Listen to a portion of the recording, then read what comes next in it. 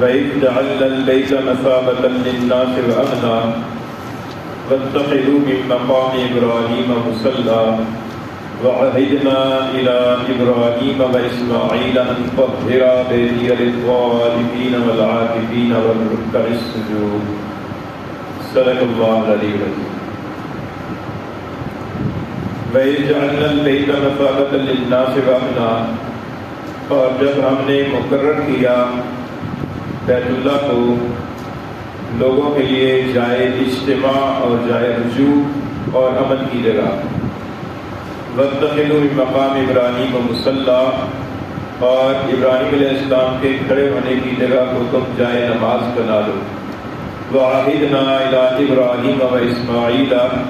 اور ہم نے تاکید کی حضرت ابراہیم اور حضرت اسماعیل علیہ السلام کو،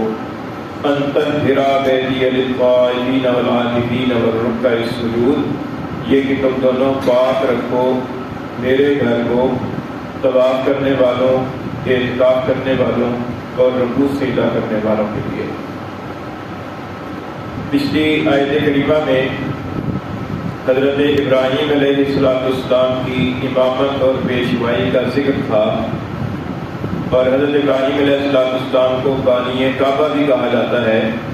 کہ آپ نے اللہ تعالیٰ کے حکم سے اپنے بیٹے اسماعیل علیہ السلام کے ساتھ مل کر بیت اللہ کی تعمیر کی تھی۔ اس لیے اسی مناسبت سے اب آج کی آیت کریمہ کے اندر خانہ کعبہ کی تعمیر کا اور خانہ کعبہ کے جو مقام کا جو احترام اور حرمت اور عظمت ہے اس کا بیان ہے۔ اللہ تعالیٰ نے فرمایا کہ ہم نے بیت اللہ کو مقرر کیا ہے مثابۃ للناس۔ مثابہ کا معنی علماء کرام نے فرمایا کہ جائے اجتماع، ایسی جگہ کہ جہاں پر لوگ جمع ہوتے ہیں۔ ظاہر ہے کہ بیت اللہ شریف ایسی جگہ ہے کہ جہاں پر ہر وقت ایک کثیر تعداد لوگوں کی جمع رہتی ہے۔ اس کے اندر عمرہ کرنے والے، حج کرنے والے، طواف کرنے والے، نماز پڑھنے والے، ذکر کرنے والے، بہت سارے لوگ وہاں پر ہر وقت جمع رہتے ہیں۔ کوئی وقت ایسا نہیں گزرتا کہ جس وقت کے اندر بیت اللہ کے پاس ایک کثیر تعداد لوگوں کی جمع نہ ہو۔ دوسرا معنی مثابہ کا علماء کرام نے فرمایا کہ جائے رجوع، ایسی جگہ کہ جہاں پر بار بار لوٹ کر جاتے ہیں، اور بیت اللہ ایسی جگہ ہے کہ جہاں پر لوگ بار بار لوٹ کر جاتے ہیں یا لوٹ کر بار بار لوٹ کر جانے کی خواہش دل میں رکھتے ہیں، کہ جو آدمی ایک دفعہ جاتا ہے اسے دوبارہ جانے کی خواہش ہوتی ہے، پھر جاتا ہے پھر جانے کی خواہش ہوتی ہے، پھر جاتا ہے پھر جانے کی تمنا ہوتی ہے۔ تو جائے رجوع دوسرا معنی اس کا یہ کیا ہے۔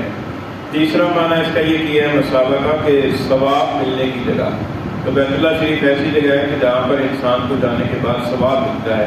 بیت اللہ شریف کے آس پاس کی جو مسجد ہے، مسجد حرام، وہ دنیا جہان کی تمام مساجد میں سب سے زیادہ افضل فضیلت والی جگہ ہے، اور جہاں وہاں اس مسجد کے اندر اعتکاف کرنا دنیا بھر کی تمام مساجد سے زیادہ افضل ہے۔ وہاں پر نماز پڑھنے کا ثواب بھی زیادہ ہے، اور وہاں پر بیت اللہ کا طواف کرنے کا بھی موقع ملتا ہے، اور وہاں پر انسان کو بیت اللہ کو دیکھنے کی اور زیارت کرنے کا بھی موقع ملتا ہے۔ یہ تمام کام ثواب کے کام ہیں۔ تو یہ تیسرا معنی ہے مثابہ کا۔ اور امنا، اور دوسری کو خاصیت یہ بیان فرمائی کہ ہم نے بیت اللہ کو جائے امن بنایا ہے، ایسی جگہ بنا لی ہے کہ جہاں پر امن ہی امن حاصل ہوتا ہے۔ ہر انسان اپنے آپ کو معمون سمجھتا ہے، اور وہ سمجھتا ہے کہ اسے کوئی چھیڑ چھاڑ نہیں ہوگی۔ چنانچہ بیت اللہ شریف کے آس پاس میلوں تک کا علاقہ جس کو حرم کی حدود کہا جاتا ہے، اس حرم کی حدود کے مخصوص احکام ہیں۔ ان مخصوص احکام میں سے ایک حکم یہ ہے کہ وہاں پر کسی مجرم کو بھی قتل نہیں کیا جائے گا، یہاں تک کہ جس کا قتل کرنا واجب ہے وہ بھی اگر وہاں اس حرم کی حدود کے اندر موجود ہے تو اس کو وہاں پر قتل نہیں کیا جائے گا، ہاں اس کو وہاں سے نکلنے پر مجبور کیا جائے گا۔ اسی طریقے سے وہاں پر کسی جانور کا شکار نہیں کیا جائے گا، جانور کا شکار کرنا منع ہے، بلکہ یہاں تک کہ حرم کی حدود کے اندر جو درخت لگے ہوئے ہیں اور جو گھاس لگی ہوئی ہے ان کو کاٹنا بھی منع ہے۔ تو یہ سب حرم کی حدود کا احترام ہے۔ تو فرمایا کہ ہم نے اس کو جائے امن بنایا ہے کہ وہاں پر جانوروں کو بھی امن حاصل ہوتا ہے اور وہاں پر انسانوں کو بھی امن حاصل ہوتا ہے۔ یہ بیت اللہ کی دوسری خاصیت بیان فرمائی۔ پھر فرمایا کہ وَاتَّخِذُوا مِن مَّقَامِ إِبْرَاهِيمَ مُصَلًّى، کہ تم مقام ابراہیم کو جائے نماز بنا لو۔ مقام کا جو لفظ ہے اس کا معنی ہوتا ہے کھڑے ہونے کی جگہ، اور جہاں پر انسان رہتا ہے یا بیٹھتا ہے اس کو بھی مقام کہہ دیتے ہیں۔ تو یہاں پر مقام ابراہیم سے مراد وہ خاص پتھر ہے کہ جس پتھر کے اوپر کھڑے ہو کر حضرت ابراہیم علیہ السلام نے بیت اللہ کی تعمیر فرمائی۔ بعد میں لکھا ہے کہ یہ پتھر جنت سے آیا تھا، اور بعد میں لکھا ہے کہ یہ پتھر ایسی خاصیت رکھتا تھا کہ جب ابراہیم علیہ السلام بیت اللہ کی تعمیر فرماتے تھے اور اونچائی کی ضرورت ہوتی تھی کہ بیت اللہ کی دیوار اونچی ہو گئی ہے تو یہ پتھر خود بہت اونچا ہو جاتا تھا، اور جب حضرت ابراہیم علیہ السلام کو نیچے آنے کی ضرورت ہوتی تھی تو یہ پتھر خود بہت نیچے آ جاتا تھا۔ اور اس پتھر کے اوپر حضرت ابراہیم علیہ السلام کے پاؤں مبارک کے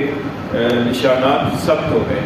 حضرت انس رضی اللہ تعالیٰ عنہ صحابی رسول ہیں، وہ فرماتے ہیں کہ میں نے خود حضرت ابراہیم علیہ السلام کے پاؤں مبارک کے نقش اس پتھر کے اوپر دیکھے، لیکن زمانہ گزرنے کے بعد اور لوگوں کے بار بار ہاتھ لگانے کی وجہ سے اس پتھر کے اوپر وہ نشان مدھم پڑ گئے۔ ابھی بھی وہ نشانات ہیں لیکن بہت مدھم درجے کے اندر وہ نشانات موجود ہیں۔ اور حضرت عمر رضی اللہ تعالیٰ کے زمانے کے اندر، حضرت عمر سے پہلے جو زمانہ تھا زمانے کے اندر یہ پتھر بیت اللہ کی دیوار کے ساتھ ہی تھا۔ جب حضرت ابراہیم علیہ السلام بیت اللہ کی تعمیر سے فارغ ہوئے تو اس پتھر کو ادھر ہی رکھ دیا اور بیت اللہ کی دیوار کے پاس ہی رکھا رہا۔ پھر سیدنا عمر فاروق اعظم رضی اللہ عنہ کے زمانے کے اندر آپ نے اس پتھر کو وہاں سے ہٹا کر وہاں رکھ دیا کہ جہاں پر آج کل موجود ہے، اور پھر زمانہ گزرنے کے بعد اس کے اندر اس کی حفاظت کا انتظام ہوتا رہا، اور آج کل وہ ایک شیشے کے کیس کے اندر محفوظ ہے اور آس پاس سنہری جالیاں لگی ہوئی ہیں، اور ان شیشوں سے اس جالیوں سے اس پتھر کی زیارت بھی ہوتی ہے اور وہ پتھر محفوظ بھی ہے، اور بیت اللہ شریف سے کچھ فاصلے پر بھی ہے جس کی وجہ سے طواف کرنے والوں کو رکاوٹ نہیں ہوتی۔ اللہ تعالیٰ فرماتے ہیں کہ وہ جو مقام ابراہیم ہے وہ پتھر جو ہے اس کو مصلی بنا لو، جائے نماز بنا لو۔ اس کو جائے نماز بنانے کا مطلب یہ ہے کہ جب نماز پڑھو تو نماز پڑھتے وقت میں بیت اللہ کی طرف بھی روکو اور اس کی طرف بھی روکو، اور اس میں خاص طور پر وہ نماز مراد ہے کہ جو نماز بیت اللہ کا طواف کرنے کے بعد جو 2 رکعت واجب الطواف پڑھے جاتے ہیں ان کے بارے میں علماء کرام نے فرمایا کہ ان کے پڑھنے کا افضل جگہ یہ ہے کہ آدمی ایسی جگہ پر کھڑے ہو کر وہ نوافل ادا کرے کہ سامنے بیت اللہ بھی ہو اور مقام ابراہیم بھی ہو، دونوں چیزیں سامنے، اور اس میں مقام ابراہیم کے بالکل پاس پڑھنا زیادہ افضل ہے، اور پھر جتنا پیچھے انسان کو جہاں پر جگہ مل جائے، تو اگر پیچھے بہت پیچھے برامدوں کے اندر بھی جا کر پڑھنے پڑتی ہے تو ایسی جگہ کا انتخاب کرے کہ جہاں پر وہ مقام ابراہیم بھی اور بیت اللہ بھی سامنے ہو، تو یہ مقام ابراہیم کو مصلی بنانے کا مطلب ہے کہ مقام ابراہیم کی طرف رخ کر کے نماز پڑھو، اور اس نماز مراد خاص طور پر واجب الطواف کے بعد ہے، لیکن صرف مقام ابراہیم کی طرف رخ کرنا درست نہیں ہے، بلکہ مقام ابراہیم کی طرف رخ ایسے کرنا ہے کہ بیت اللہ بھی سامنے ہے، تو پھر اس کا تقاضا پورا ہوتا ہے۔ پھر آگے اللہ تعالیٰ نے فرمایا کہ وَعَهِدْنَا إِلَىٰ إِبْرَاهِيمَ وَإِسْمَاعِيلَ أَن طَهِّرَا، فرمایا کہ ہم نے حضرت ابراہیم علیہ السلام کو اور حضرت اسماعیل علیہ السلام دونوں کو تاکید فرمائی۔ حضرت ابراہیم علیہ السلام کا ذکر خیر تو پچھلی آیت میں گزر چکا ہے، اور حضرت اسماعیل علیہ السلام حضرت ابراہیم علیہ السلام کے بڑے بیٹے ہیں، اور حضرت ابراہیم علیہ السلام کی 3 شادیاں تھیں، ان میں سے ایک شادی حضرت حاجرہ سے ہوئی تھی، اور حضرت حاجرہ کے بدن سے حضرت اسماعیل علیہ السلام کی ولادت ہوئی، اور دوسری بیوی حضرت سارہ تھی، اور حضرت سارہ کے بدن سے حضرت اسحاق علیہ السلام کی ولادت ہوئی۔ تو حضرت اسماعیل علیہ السلام حضرت ابراہیم علیہ السلام کے بڑے بیٹے ہیں، اور حضرت اسماعیل علیہ السلام ہی کی نسل سے آگے چل کر عرب کا جو قریش جو عالی شان خاندان ہے وہ بھی اسی نسل کے اندر ہے، اور پھر اسی قریش کے خاندان کے اندر سرکار دو عالم صلی اللہ علیہ وسلم کی بھی ولادت کا سعادت ہوئی۔ حضرت حضور احمد صلی اللہ علیہ وسلم حضرت اسماعیل علیہ السلام کی اولاد اور نسل میں سے ہیں۔ سیرت نگاروں نے جو نسب نامہ حضور صلی اللہ علیہ وسلم کا بیان فرمایا ہے اس کے اندر حضرت ابراہیم علیہ السلام تک کا جو نسب نامہ ہے، بلکہ اوپر تک جو عدنان تک جو نسب نامہ ہے وہ متفق علیہ ہے، اور اس کے بعد بھی نسب نامہ بیان کیا ہے حضرت آدم علیہ السلام تک، لیکن اس کے اندر کچھ اختلاف ہے۔ تو یہ حضرت ابراہیم علیہ السلام حضرت اسماعیل علیہ السلام کی اولاد ہی بھی سے حضور احمد صلی اللہ علیہ وسلم تشریف لائے۔ حضرت اسماعیل علیہ السلام کا ذکر خیر بھی قرآن مجید کے اندر کئی مقامات پر آیا ہے، انشاءاللہ آگے چل کر ان کی تفصیلات بھی آئیں گی۔ تو فرمایا کہ ہم نے ابراہیم علیہ السلام اور اسماعیل علیہ السلام جو کہ بیت اللہ کے بانی تھے، ہم نے ان دونوں کو تاکید کی کہ طہرا کہ تم دونوں پاک رکھو بیت یا میرے گھر کو، للطائفین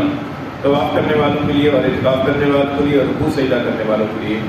یہاں سے بھی معلوم ہوا کہ اللہ کے گھر کا پاک رکھنا ضروری ہے۔ اللہ کے گھر کو پاک رکھنے سے مراد ایک تو یہ ہے کہ مالوی اور اعتقادی اعتبار سے پاک رکھا جائے، اور وہ یہ ہے کہ بیت اللہ کے آس پاس اور مسجد حرام کے اندر اور حرم کی حدود کے اندر کسی کافر اور مشرک کو نہ آنے دیا جائے۔ چنانچہ اللہ تعالیٰ نے ارشاد فرمایا کہ انما المشرکون نجس فلا یقربوا المسجد الحرام بعد عامهم ھذا، فرمایا کہ مشرک نجس ہے، لہٰذا اس سال کے بعد وہ مسجد حرام کے قریب نہ آنے پائیں۔ تو حرم کی حدود کے اندر مشرکوں کو اور یہود و نصارہ کو اور کافروں کو آنے کی ممانعت ہے۔ اور دوسرا مطلب اس کا یہ ہے کہ ظاہری اعتبار سے نجاستوں سے بیت اللہ کو اور حرم شریف کو پاک رکھا جائے، اور اسی سے یہ معلوم ہوا کہ جتنی دنیا بھر کی مساجد ہیں وہ بھی چونکہ اللہ کے گھر ہیں اور ان کو بھی اللہ کے گھر بیت اللہ کے ساتھ نسبت ہے، اس لیے ساری مساجد کو بھی پاک صاف رکھا جائے عبادت کرنے والوں کے لیے۔ عام مساجد کے اندر تو صرف رکوع سجدہ کی عبادت ہوتی ہے اور اعتکاف کی عبادت ہوتی ہے، لیکن بیت اللہ کے پاس ایک مخصوص عبادت طواف کی بھی ہوتی ہے۔ لہٰذا یہ فرمایا کہ طواف کرنے والوں کے لیے، اعتکاف کرنے والوں کے لیے اور رکوع سجدہ یا نماز ادا کرنے والوں کے لیے میرے گھر کو پاک رکھو۔ تو معلوم یہ بھی ہوا کہ بیت اللہ کے پاس جا کر یہ ایک مخصوص عبادتیں ہیں، ایک طواف کی عبادت ہے، دوسرے اعتکاف کی عبادت ہے، اور تیسرے رکوع سجدہ یا نماز کی عبادت ہے۔ ایک اور عبادت ہے بیت اللہ کی زیارت کی، کہ بیت اللہ کو صرف دیکھنا یہ بھی عبادت ہے، اس کی پر بھی ثواب ملتا ہے، تو یہ بھی ایک مخصوص عبادت ہے۔ بیت اللہ کے نسبت سے 3 عبادتیں ہو گئی، ایک بیت اللہ کا طواف کرنا، دوسرے بیت اللہ کو دیکھنا، اور تیسرے بیت اللہ کی طرف رخ کر کے نماز پڑھنا۔ اور اعتکاف کی عبادت تو ہر مسجد کے اندر ہوتی ہے، مسجد حرام کے اندر بھی ہو جاتی ہے، اور نماز پڑھنا بھی ہر مسجد کے اندر ہوتا ہے، لیکن رخ بیت اللہ کی طرف ہوتا ہے۔ تو یہ بیت اللہ کی عظمت شان بیان فرمائی۔ فرمایا کہ وَإِذْ جَعَلْنَا الْبَيْتَ مَثَابَةً لِلنَّاسِ وَأَمْنًا، اور جس وقت ہم نے مقرر کیا بیت اللہ کو لوگوں کے لیے جائے اجتماع یا جائے رجوع، وَأَمْنًا اور سراپا امن، وَاتَّخِذُوا مِن مقام ابراہیم مصلی، اور بنا لو مقام ابراہیم کو جائے نماز، وَعَهِدْنَا إِلَىٰ إِبْرَاهِيمَ وَإِسْمَاعِيلَ، اور ہم نے تاکید کی حضرت ابراہیم اور حضرت اسماعیل علیہ السلام کو، أَن طَهِّرَ، یہ کہ تم دونوں پاک رکھو بیتیہ میرے گھر کو، للطائفین طواف کرنے والوں کے لیے، والعاکفین اور اعتکاف کرنے والوں کے لیے، والرکع السجود اور رکوع سجدہ کرنے والوں